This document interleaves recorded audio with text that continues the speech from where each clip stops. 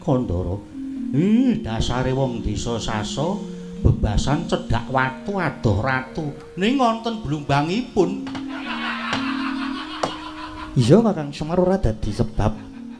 Mengko Setyaki ben kena mancing ning kene ya ora masalah to Kakang Semar. Nggih, leres. Semanten ugi Ndara Sencaki. Sami wilujeng anggen panjenengan nderekaken sinuwun Prabu Sri Bathara Kresna rawuh wonten ing sudung kula menika Ndara Sencaki. Iya Kakang Semar. Atuk pamujine Kyai Semar ora ana alangan suwiji apa. Ora liwat aku ngaturake bahasaku katur Kakang Semar. Nggih. Kula tampi boten langkung dipun prayogakaken lenggahipun Ndara Sencaki. Iya Kakang Semar. Pangrasaku ora kurang prayoga. Nyuwun pangapunten wangsul wonten ngasanipun Sinuwun Prabu Sri Bathara Kresna. Kadingaren janur gunung panjenengan rawuh wonten ing rampa kula menika. Mongko datan paring cecala langkung rumiyin.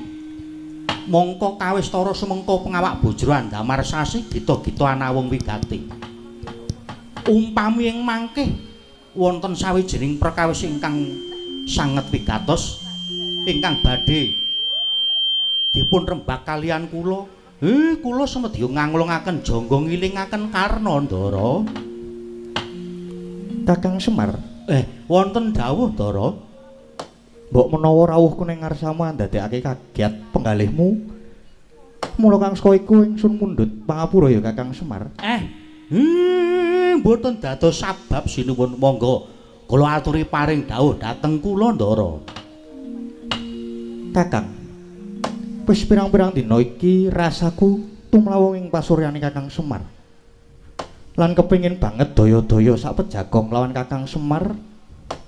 Yen tak rasa ana sing ganjil sing dirasake dening Kakang Semar. Sebab senadyan pasuryanmu katone susah durung karuan atimu susah. Kosok baline, lamun dinulu pasuryanmu kawistara bungah, durung temtu atimu bungah Kakang. Mula kang saka iku Kakang Semar yen pancen panarkaku bener. Ayo Kakang ngendika. Kakang Semar sumedya darbe gegayuhan apa bloko. Aja mbok ndem ning jero atimu Kang.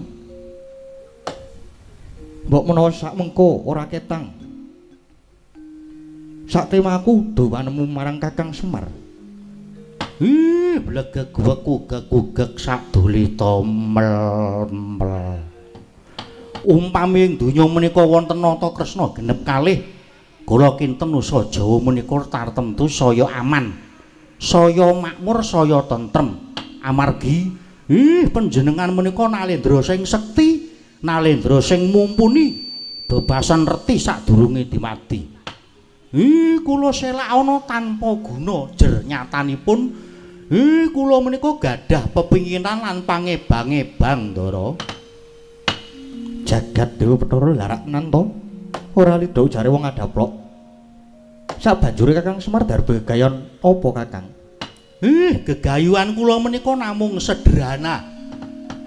Namung sederhana mawon. Boten muluk-muluk mung sarwa sakmadya. Inggih menika kula pengin mbangun pesanggrahan. Tata gelar mungguing lair kula mbangun pesanggrahan nanging mungguing batin kula kepengin ati kula atine para cantrik-cantrik lan karyawan lan pengunjung supados manggih ayom tata titi tentrem. Menika gegayuhan kula Ndara. Jagat Dewa Bathara. Iku kabeh gegayuhan sing luhur Kakang Semar. Lan ingsun sarujuk marang gegayuhanmu Kakang ngiras pantes ngaturke syukur marang Gusti Kang Maha Kuwasa. Leres Ndara. Mergi menapa sedaya paringipun Gusti Kang Maha Kuwasa menika menawi tansah disyukuri, Gusti bakal tansah maringi ingkang sak kalangkung kathah sinuwun. Sak banjure kanggo nyampurnake nganggone Kakang Semar sumedya bangun pesanggrahan, ingsun kudu kepiye iki Kakang? Panjenengan mboten sah repot-repot. Panjenengan mboten sah repot-repot. Cekap rikala kula berdoa, panjenengan ngamini mawon kula sampun beres. Kula sampun lega Ndara. Oh ngono Kakang. Ning ya kuwi Kakang adat lupiya darbi ances gegayuhan sing becik mono mesti ora mrucut karo sing jeneng Pacoban Kakang Semar. Kula pun mudeng, kula pun tanggap senadyan Pacoban abot awrat rusin bebasanipun kula tetep bakal mboten mendho saking pangrerepa. Ora bakal mundur saka geguntur Ndara. Sidhem permanem tanana kang nyabawa tanana benine walang miyang ngalise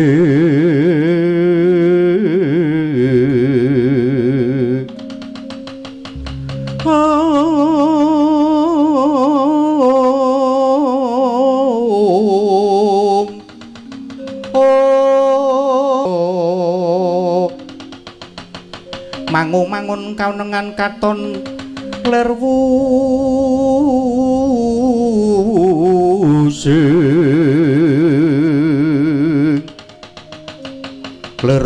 sing duka cipta berbuti manduna raras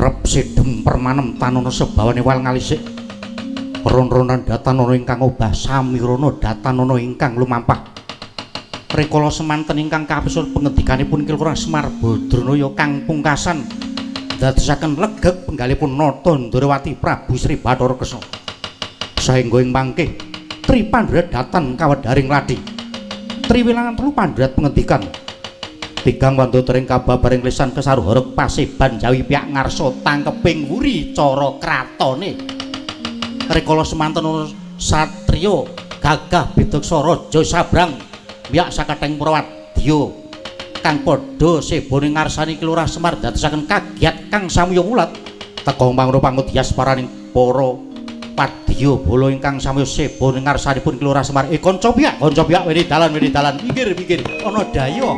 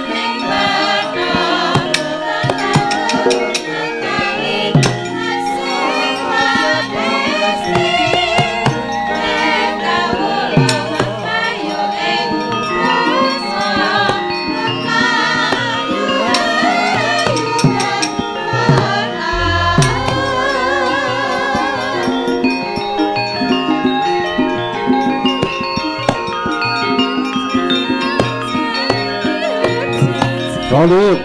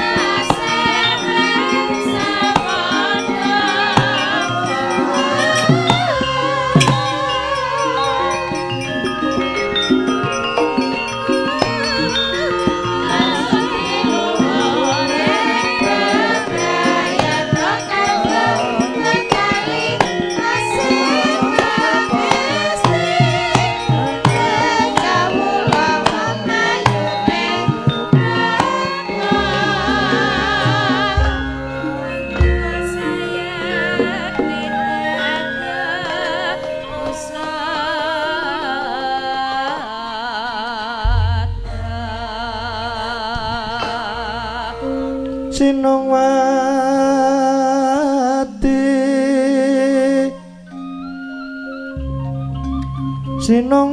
jagat kinari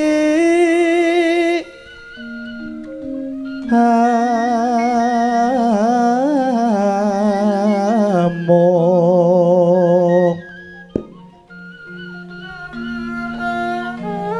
mbak lumembak umbak ing samudra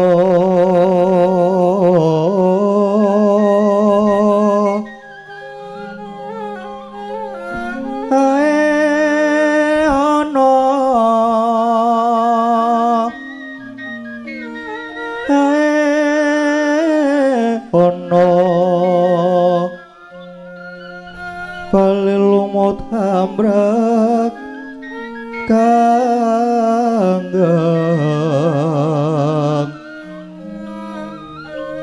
awito dedenceng-dencengan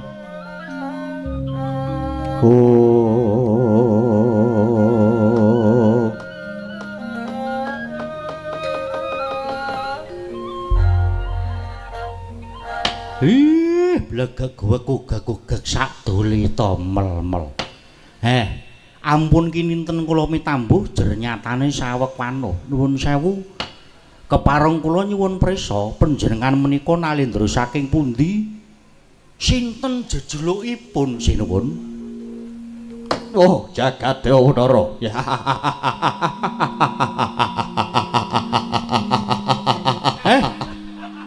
Ora seru-seru sone ndak bocor disele. Awit sewu iki, awit sewu. Awit sewu aku nungkak krama ingsun iki nalindra saka kraton Paranggupita. Ingsun Prabu Wirambara Dewa. Sabanjure aku mundhut prisa apa bener kepara nyata lamun ingsun rawuh ing laladan Padukan Karangkadempel. Soane ngersane Kyai Lurah Semar Badranaya. Mboten wonten kalih genep 3. Sajuga mriki menika Padukan Karangkadempel lan kula Semar Badranaya. Oh. Kowe to sing jeneng Semar Badranaya iki. Inggih, leres Ndara. Bayo. Tak kira kowe iki ratu jebul mung lurah. Sampeyan iku ora tau ndelok wayang. Sampeyan senane mung ndelok unyil nggih to. Lah inggih kula niku namung lurah, kula lurah wonten ing Karangkadempel mriki Ndara. Wah, ayen ngono aku rasa ngaturke sembah bekti karo kowe. Mboten sah, mboten perlu. Ngoten niki mawon malah penak rasane. Saksampunipun katuran pinarak lenggakang kanthi prayogi, kula nyuwun prisa, punapa to ingkang dadosaken darunaning penggalih sampeyan rawuh wonten ing griya kula mriki sinuwun. Nah, ngene. Ngene Kyai Semar, rawuhku sak pejagong lawan Kyai Semar iki aku sumedya nyuwun kawelasan saka Kyai Semar. Nyuwun kawelasan. Kawelasan ingkang kados pundi, Ndara? Sumurwa Kyai, negaraku dina iki lagi nampa coban saka Gusti Kang Karya Jagat, yaiku anane Pagebluk Mayangkara. Senajan durung ana pepaten, lare kala semono aku entuk wangsit lamun negaraku bisa ayem. Ayem toto dititentrem lamun to rinauhan Kyai Semar Badranaya. Ora ketamung sak siliring bawang sak suruping surya. Mekaten to sedya sampeyan menika. Iya Yai. Mula kang saka iku ngendika apa syarat lan bebanane anggonku bisa mboyong sampeyan. Aku mung manut. Apa ngersake Mas Pricis Raja Brana? Apa kudu dijoli negara? Apa kudu dicaweske wanita? Kula kathah nemeng wanita kowe. Kula mboten wani. Gage omong Kyai. Kyai Semar. Kowe aja mung meneng wae. Gek ngendika. Apa kowe ora gelem Apa kowe ora gelem tak boyong ning negaraku? Yen pancen ora gelem apa kelakon Karang Kadempel, tak gawe Karang Abang. Kagyatri sang kapirangu rinanggul kinempit kempit dosang retnaning bahono. Oh, iki sapa iki crak banget iki? Rada mundur. Parat. Gugu karepe dhewe Prabu Glirambara jejulungmu. Yo, leres. Sampeyan sinten, Raden? Senopati Ndrawati. Kawulane Kyai Semar aku Raden Setyaki. Oh, Raden Setyaki. Ya Raden Sencaki. Raden Sencaki. Yo. Kersanipun pula-pulawan sing dadi tamu. Yen kowe ora kasempatan boyong Kyai Semar Karang Kadempel tok gawe Karang Abang, wis tok pikir kowe omong kaya ngono kuwi mau. Maksudmu kepiye kowe Sencaki? Kowe nyas karo wong Nusa Jawa saiki ngene. Tak gawe sayembara perang, sayembarane pilih.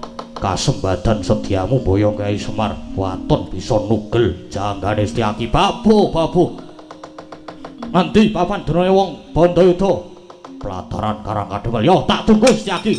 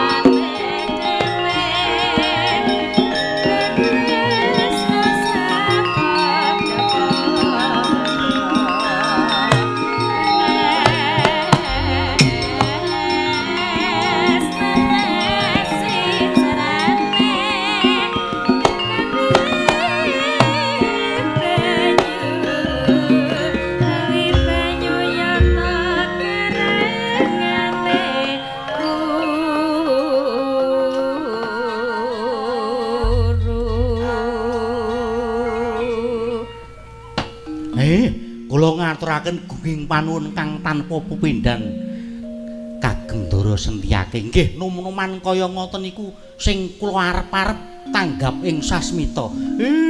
Kula matur nuwun nggih Ndara Setyaki.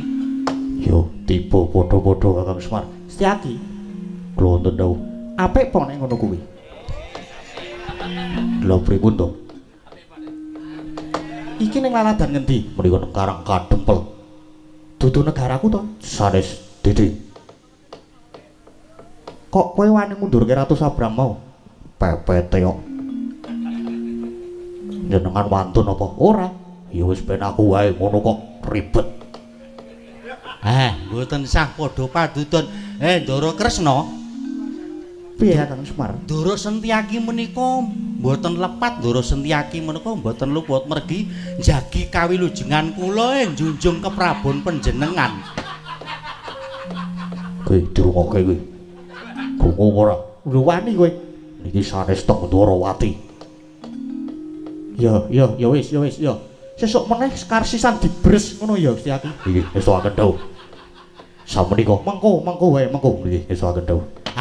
Gandeng panjenengan sing miwiti nuwun sewu ngiras-ngiris kula nyuwun supados panjenengan tanggung jawab babakan menika. Ratu niki panjenengan undurake ning panyuwun kula ampun.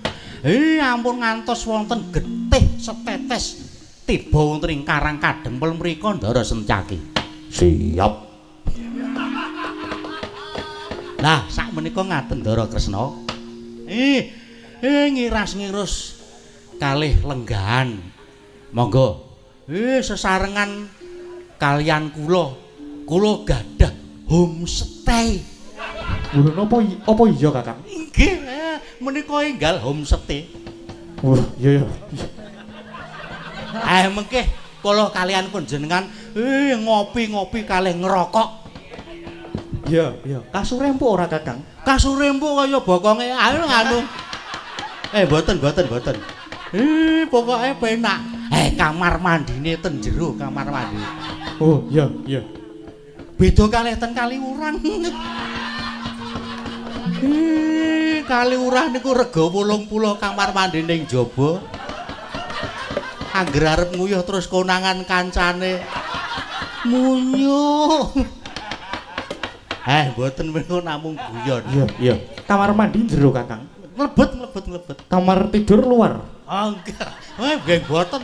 Kamar mandi nggih tetep mlebet. Dados sampinge niku wonten kamar mandi. Lah niku wonten kamar tempat tidur. Oh, lah rak ngono Kakang. Sampeyan niku lho.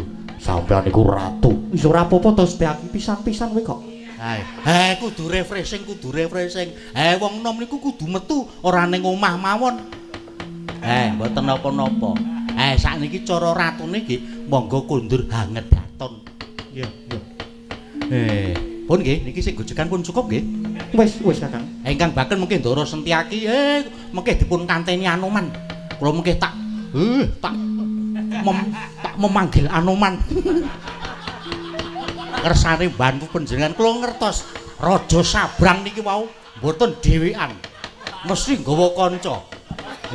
Kancane mesti ayu-ayu. Wong ketok rupane ketok kaya wedokan ngoten kok. Sampun cekap nggih niki? Iya Kakang, wis. Nggih, ngaturake gungging panuwun ingkang tanpa pepindhan. Monggo sesarengan kalian kula mlebet wonten homestay ingkang sisih lor. Iya, nika rada sepi. Mengke ngrokok kalih ngopi. Ning kula anu mboten pati akeh sing ngrokok. Kula niki lara jantung lho. Kanastre niku nak ngerti kula ngrokok terus nesu. Apa wong urip ning ngarep ora ngrokoke kok ora kasembatan? Apa mengkon ngenyut terus?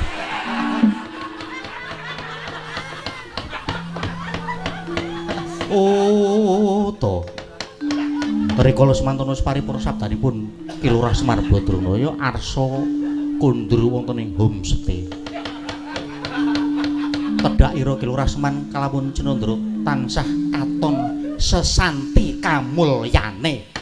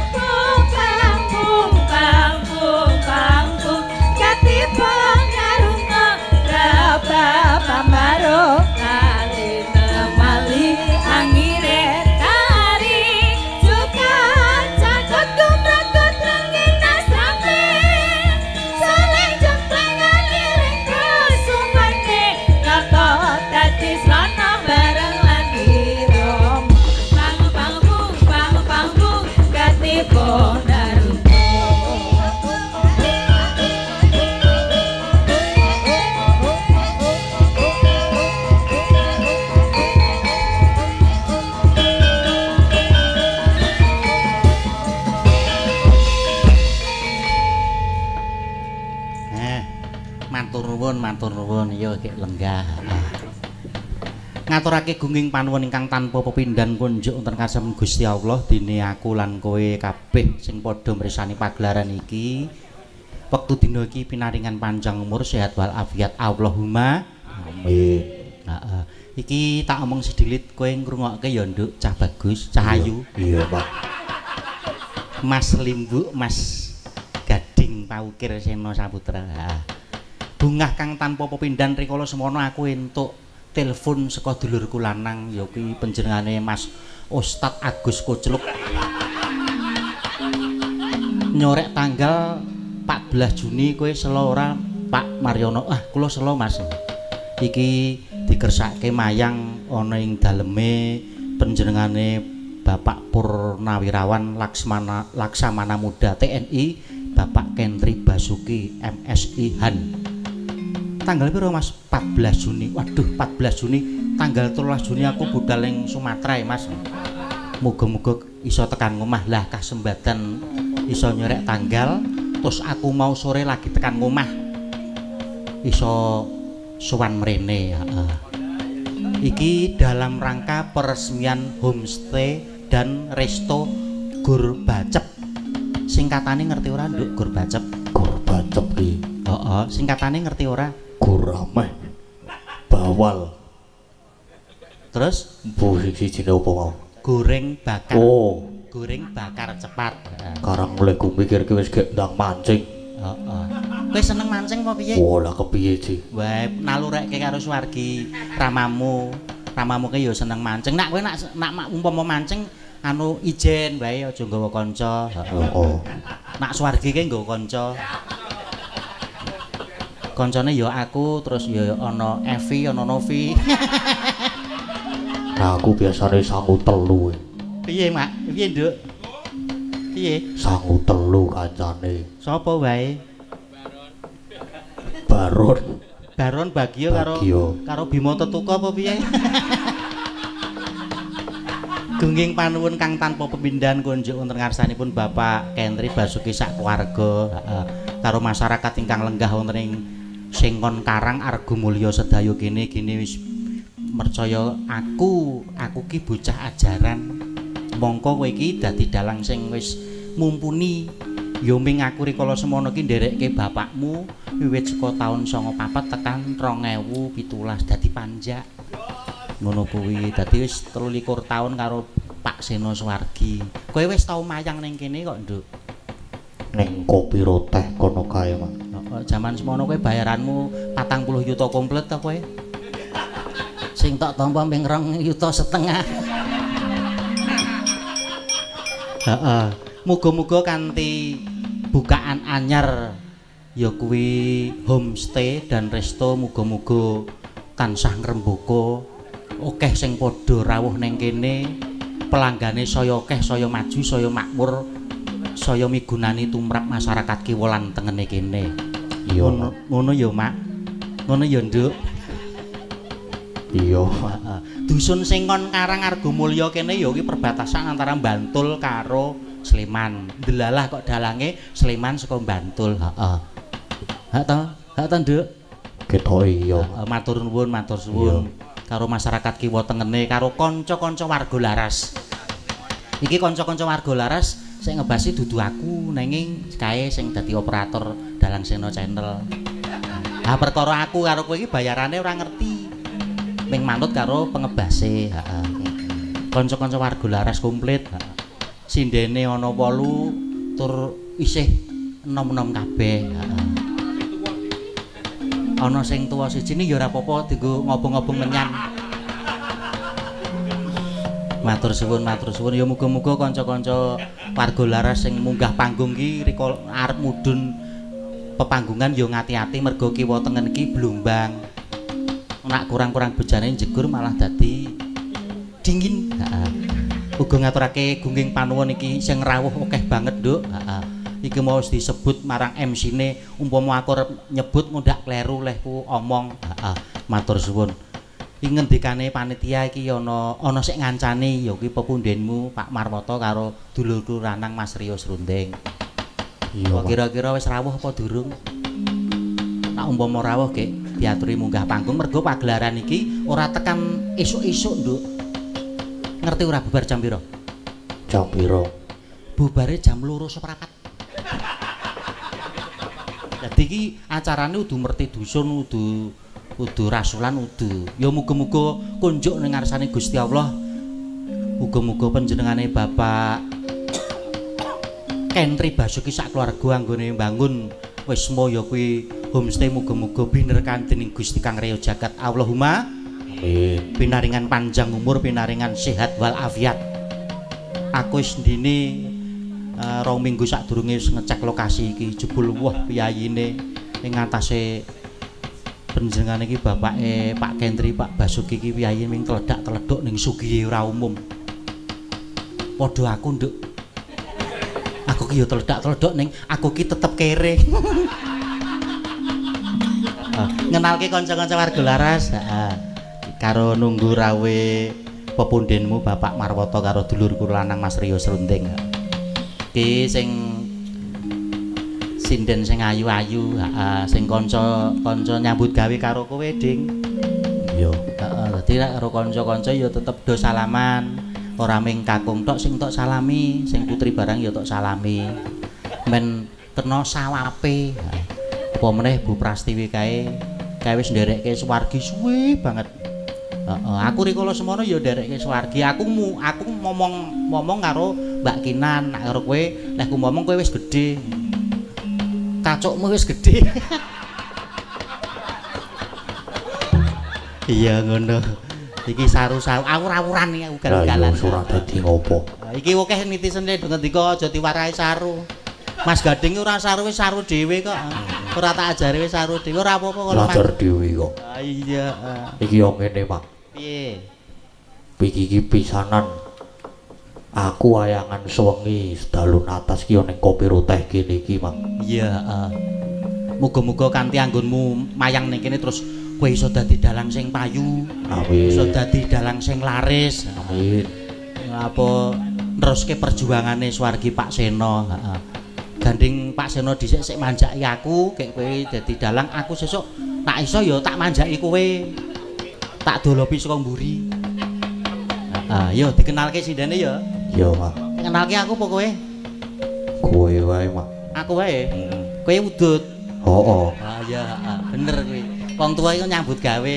Ning aku ya seneng karo kowe ing atase iki jan ora latihan karo kowe kok ya wis sak kamat-kamat wong aku ki ya nganu nun sewu aku ki ora iso mayang jane ming ngawur-awuran. Tak kenalke sindene ya, Nduk. Iya. Dicepeng mike, Sing mepet aku iki kok ketoke kok wis tau ngerti. Bocah cilik-cilik kono iki kesukaanku.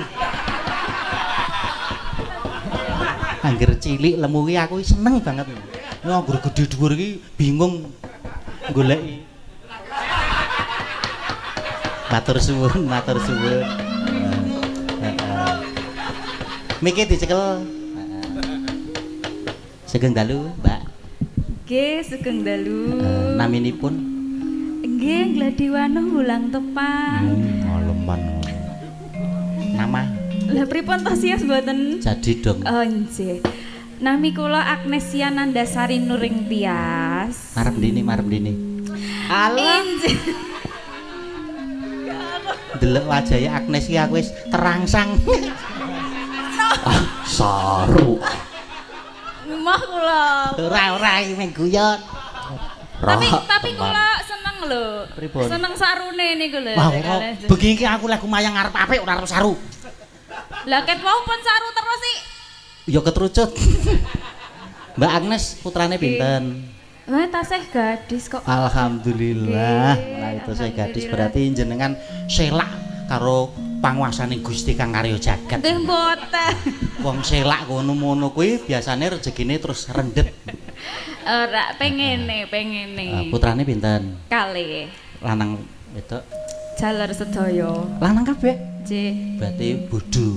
Ora iso gawe anak wedok. Lan jenengan 3 Anakku wedok cewek kabeh. sedaya. Berarti nggih bodho. Sing bodho Bu Wahyu. Ning aku mbok menawa ana babon liya iso gawe anak lanang. Kalau kayak ulate bojoku jegadul. Sesuk-esuk terus arep tak jak turu terus ora gelem. Padahal ngene ning mobile sak kangseni. Rampung wayangan tak keloni ora lunga aku. Mas esuk-esuk iki arep sekolah. Matur nuwun, matur nuwun. Lenggah sak menika wonten pundi? Wonten Sleman. Wonten Sleman, matur suwun nggih. Nggih. Sampun panggih malih kalian kula kalian Mas Gading. Nggih. Kae putrane Suwargi Maseno. Nggih. Nak Mas Gading tampa ya kowe mbalak job. Tetep melu Mas Gading. Arep ana undak-undakan pira aja keguh, tetep melu Mas Gading. Nggih, Kecuali sik mayang aku. Ngono-ngono. Matur suwun Mbak Agnes. Nggih, sami-sami. Nggih, heeh. Kayak iki kiwane iki. Bintang Kejora. Naminipun sinten, Mbak? Injih, nami kula Riza Widyasari. Riza Widyasari. Nggih. Sampun kagungan garwa? Sampun. Oh, nggih. Mas Freddy. Putranipun pinten? Kalih. Putranipun? Kalih. Kalih. Kakung nama Setri? Kakung Setri. Wah, pinter. Pinter to? Pinter, matur suwun, matur suwun. Lenggah sak menika wonten pundi, Mbak? Wonten Piyungan Bantul. Wonten Piyungan Bantul. Matur suwun sampun berkahi kula kalian. Sami-sami. Mas Gading, matur suwun, matur suwun. Nah, iki jejere iki anggota anyar le. Arep kowe apa aku sik takoni Manut aku wingi. Nak aku engko iso kecantol engko dadi masalah karo bojoku.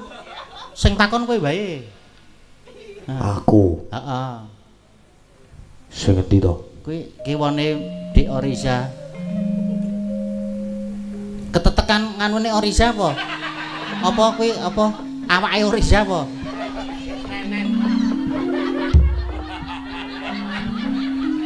Aja saru aku ora arep sarung, ndak didukani Mas Rio Serundeng. Takoni le. Nuwun. Nggih, monggo. Wis setelan iki misal. Wah, yo wis yo. Terus takoni genten. Bahasa Indonesia ya, Mbak? Bisa bahasa Indonesia? Bisa. Wah, yes. Gimana? Namanya siapa? Iya, nama saya Oktavia. Oktavia. Mbak Okta. Iya. Alamat rumah. Alamat rumahnya Bambang Lipuro. Babang Lipuro. Iya. Nomor teleponnya berapa?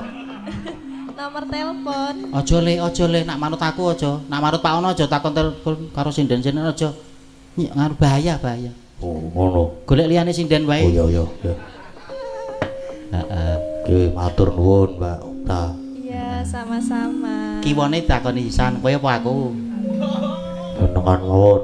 Aku. Nggih. Heeh. Lah iki wis pirang-pirang dina sing tak enteni iki. Naminipun? Nggih, Sugeng Dalu. Sugeng Dalu. Mbak Cange. Mbak Cange. Naminipun? Nami kula Saraswati. Saraswati. Kang Mbak Yune, Mbak Okta. Nggih. Oh, wis ndek bojo. Nggih, pangestune sampun. Alhamdulillah wis ndek anak. Ampun. Anake piro? 3. Lanang wedok. Lanang wedok, lanang. Pinter.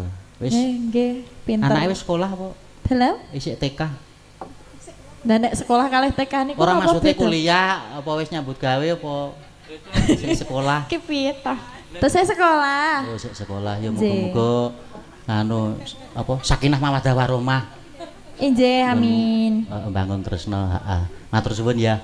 Sami-sami. Kiwane Sugeng Dalu, Mbak. Sugeng Dalu, Mbak. Naminipun? Nggih. Nami kula Ayu Purwolestari. Ayu Purwolestari. Sampun kagungan garwa? Alhamdulillah sampun. Oh nggih. Sampun kagungan putra? Alhamdulillah sampun. Alhamdulillah matur suwun nggih. Sampun berkah. Sampun. Oh, nggih. Lenggah wonten? Wonten mriki. Oh nggih. Ambuk jegur blumbang kono. Lho lah kok mah galak lho, kok atos sampean. Kemambang terus pletuk-pletuk. Matur suwun Mbak Ayu. Nggih. Ayo ceket-ceket iki bintang tamune wis rawuh e. Oh nggih. Kirinya namanya? Nggih, nami kula Neti Sulandari, anake 3. Oh, Mae. Mae. Iki ya tak tunggu-tunggu le iki le. Oh, ngono to. Pripun? Alhamdulillah sehat to Mbak Neti. Alhamdulillah. Lenggah wonten ing pinggir nggih. Nggih. Matur suwun, matur suwun. Kinara. Sesuk liya dina tak sowan merono. Nak bojomu pas usung-usung pasir. Tak nyelake sowan. Heeh. Nggih. Matur suwun Mbak Neti. Nggih. Iki sak nakoni aku apa kowe?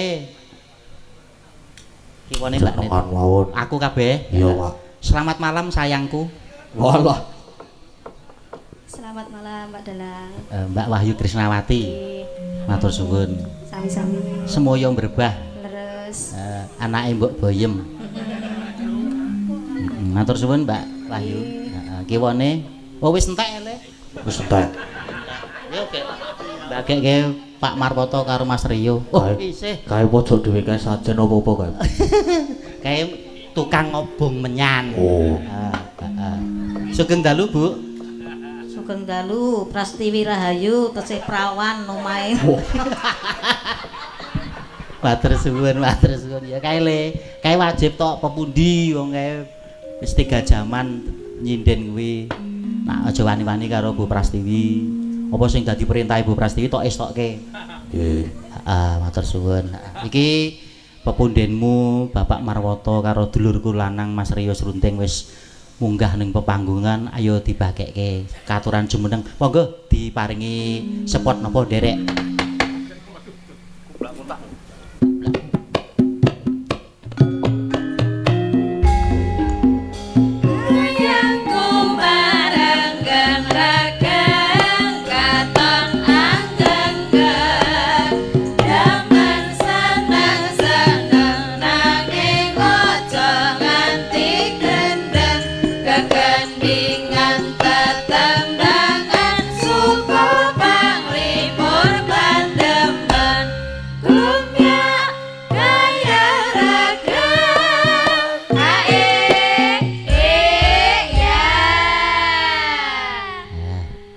Jumeneng dhisik, heeh. Yayi. Si loro iki. Sugeng dalu Pak Marwoto. Dalu. Waduh, wah iki ya karang iki ning nggon angkatan laut, angkatan udara to, Le. Dadi ya kudu tegas. Nggih. Sehat Pak Marwoto.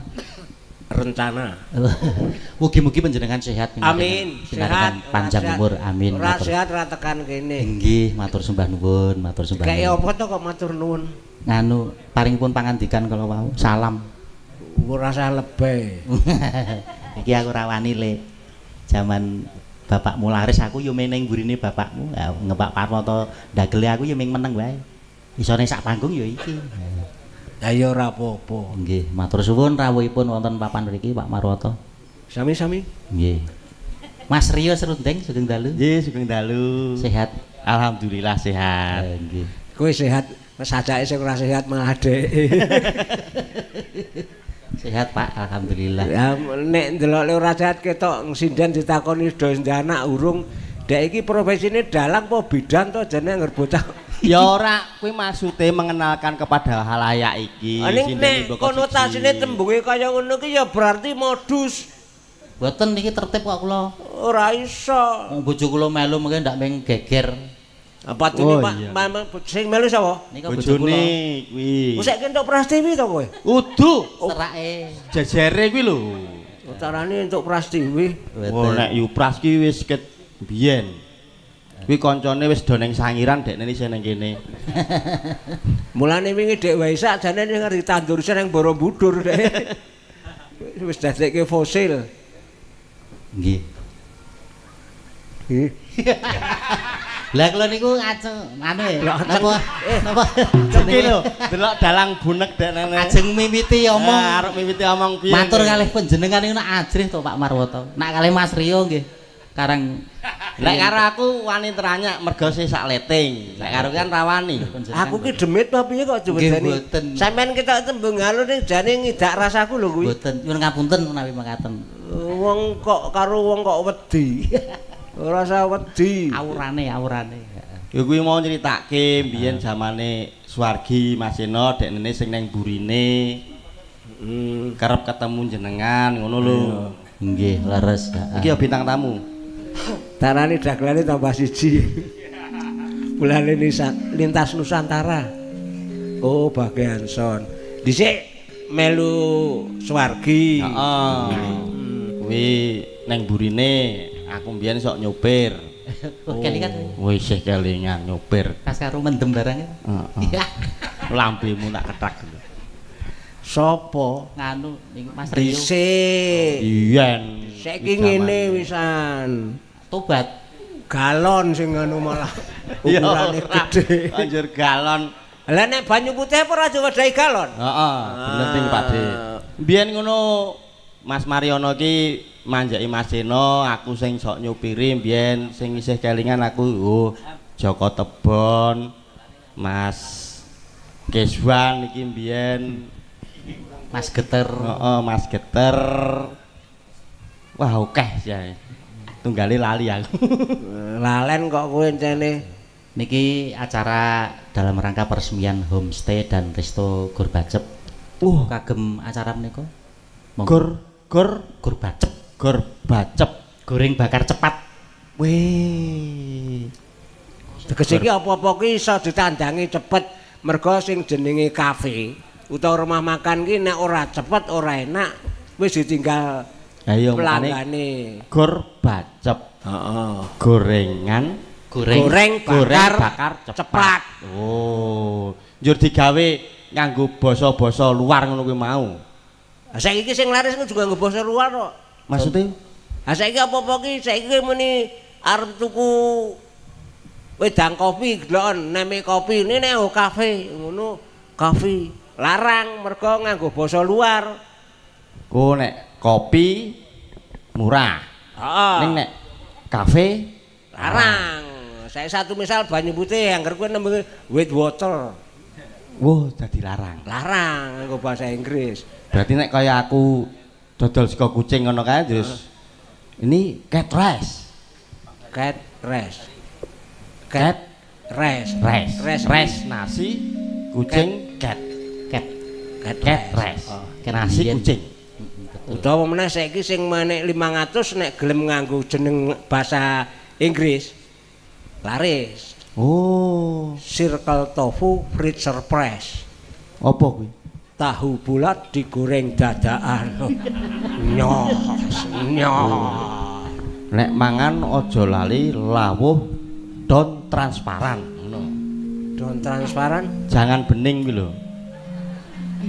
Don transparan. utawa Engko nyamikane tofu smackdown. apa kuwi? Tahu genjrot. Ana meneh sup chicken father deficit. Sup chicken father deficit. Heeh. Sup apa? Sop ayam Pak Min. Sup chicken sup sop. Chicken ayam father Pak deficit minus. Menu. Oh. Kuwi tegese wong kaya ngono kuwi wis So aku ya arep buka nganu wae melu kuwi dodolan kuwi. Soto chicken father religious. apa kok resi? Soto ayam Pak Soleh kuwi lho. Soto ayam Pak Soleh. Ayo bener kuwi chicken soup. Nek soto iki chicken soup sister letter. Engko kancane nosis Apa rambak Mbak. Ayo nosis sister ayo. sister. Ayo padane kaya kuwi apa chicken soup sister letter. Chicken soup sister letter. Nah, Apa? sop ayam yusurat. Oh, iya ya. Jadi nek diganti ke bahasa Inggris Internasional. ngono kuwi iki wah, berarti bener tanggoku kae iki meng tukang pijet kuwi bareng saiki nang kula desa buka masas kuwi larang lho, Dik. Lah iya, tenan. Pijet ki maune meng 50.000 saiki sing do buka masage kae meng iso 350 tekane 400 kok. Masage sapa? Tulisane kuwi lho. Kayak macane mesik. Nah. Wah, angel ngomong kowe. Nek bahasa Inggris ki kowe titikane bahasa Inggris iso ora? Bahasa Inggris iki piye? Mula wong Inggris kae irunge bangir-bangir. Mergo nek omong kuwi napase disurung nang irung. Padane selamat datang, nek ora disuruh elek, welcome, elek. Ning nek napase disuruh nang irung, welcome. Oh, cetok. Mula kerep kesedul karo napase iki irunge mbangir. Wong Inggris ana sing pesek. Mergo kesedul napasmu mau. Kesedul. Oh, ora ngono. Ora kitang pesek iki jane awet urip. Kok awet urip? Lah, napase ngirit. Kaya sepuyer. Ya ora ya pancen jatahe ngono kok. Heeh. Kaya ditanggapke, kaya sing bayar kaya dhek. Lah kula ajeng nyelani mawon. Mboten napa, mboten ora. Doa kagem usaha menika, monggo mugi-mugi pripun. Nek kula ndonga iki wis rada dipercaya. Sebabe Wong rusak. Ning mboten apa-apa sak ora-orane ora ketang sak menit mesti wonten saene. Sae. Nggih. Doanipun. Ha iki mau Sae ngoten. sae. Matur suwun. Pak Marwoto. Dalam. Niki kathah ingkang samya rawuh wonten ing papan mriki. Menika wonten Pak Laksamana TNI Purnawirawan Yudo Margono SE MM CSFA dan istri Veronica Yulis Pri Hayati menika rawuh. Wah, murah dikandani. Ngop. Ya kuwi dikandani kok malah dikandani. Sak kelas. Oh, kowe kuwi? Ah, Seangkatan kali panjenengan? sak kelas. Oh, sak kelas. Kelas napa? Gedung film, dadi padha-padha nonton film kuwi sak kelas. Nduru mangsane aku cah pendidikan aku kene ya, Mek. Matur suwun. Nggih, sing rawuh sinten melih niki gandeng Kuwi mau Pak sapa? Sing Pak Yudo Margono. Pak Yudo Margono.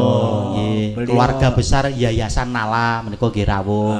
Keluarga besar alumni Akabri tahun 88 utawi andalan menika nggih rawuh. Kolonel Marinir Hafid Indarwan Komandan TNI Angkatan Laut Yogyakarta rawuh. Ana riki. Nggih. Bapak Agustinus Sulistyo Jati anggota DPRD Bantul ugi rawuh. Ah, rawuh. Nggih, matur suwun. Bapak Anton Yulianto AP MIP Penewu Sedayu ugi rawuh. Matur suwun. Kapten Infanteri Agung Prasetyo dan Ramil Sedayu rawuh. Kathah ingkang sami rawuh.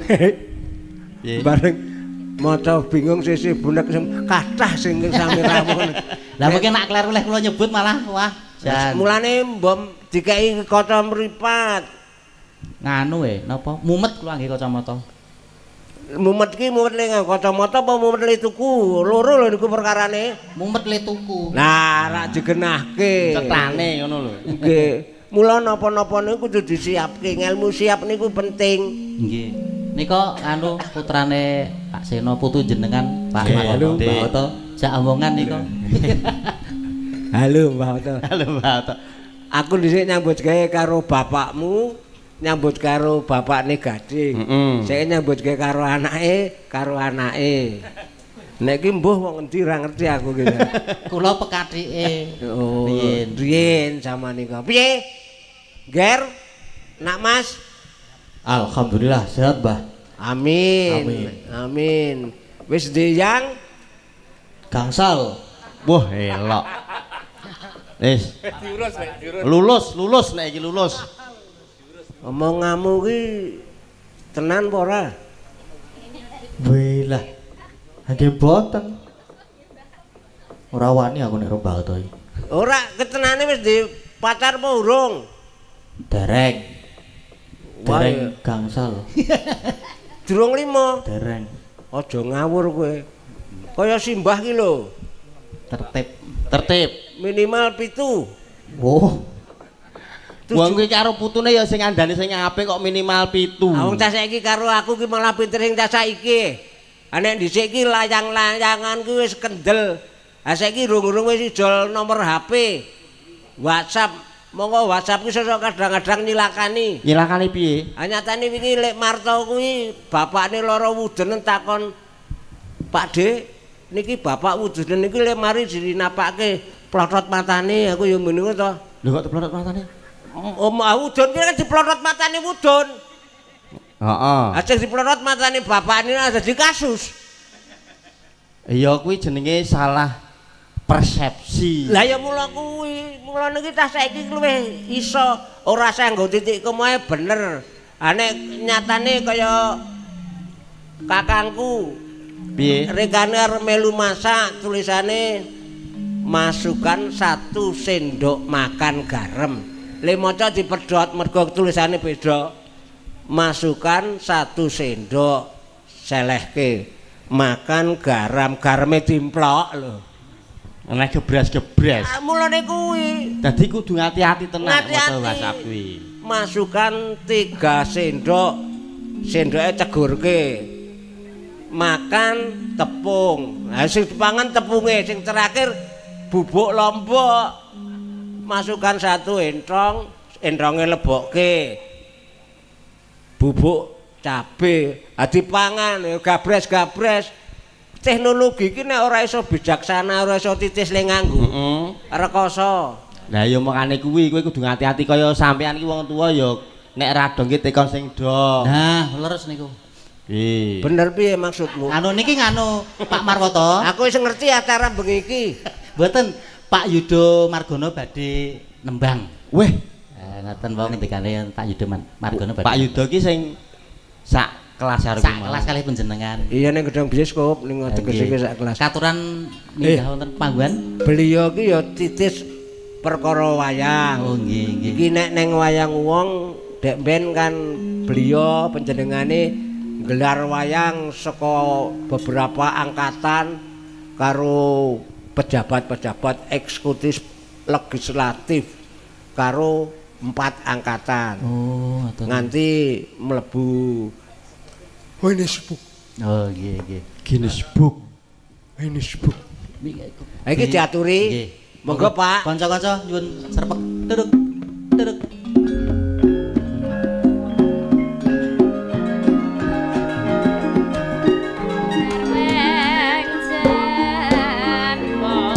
Satarane ngeprak ae.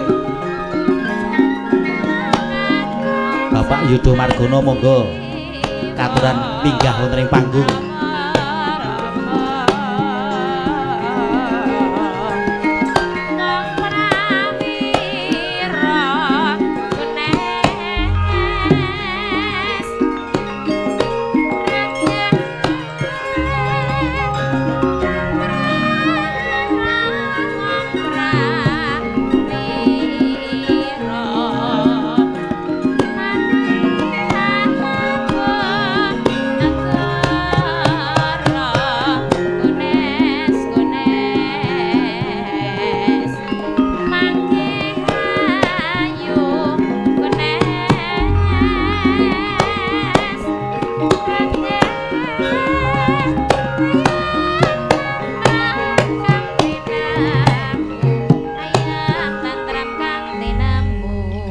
Kang dalu, Pak.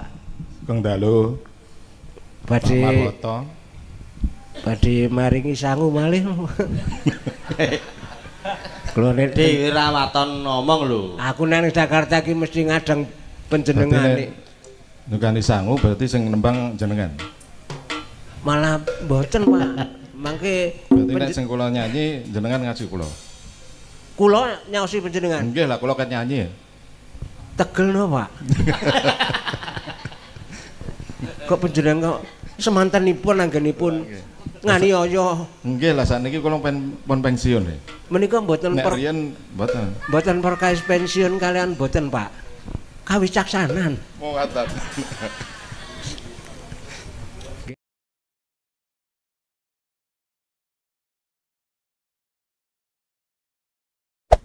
Hey there.